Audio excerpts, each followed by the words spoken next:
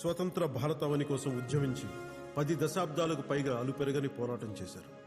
ఆ త్యాగధనుల త్యాగ ఫలితంగా 1947 ఆగస్టు 15న భారతమాత తన బానిస సంఖ్యలు తెంచుకుని స్వేచ్ఛా వాయువులను పీల్చుకుంది. మనల్ని స్వతంత్రులను చేసింది. భారతీయతను గౌరవిద్దాం, భారతీయులుగా గర్విద్దాం.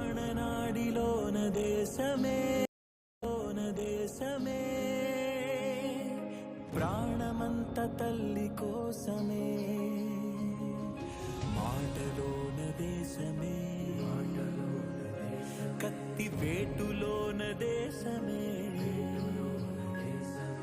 కాలి అడుగులోన దేశమే.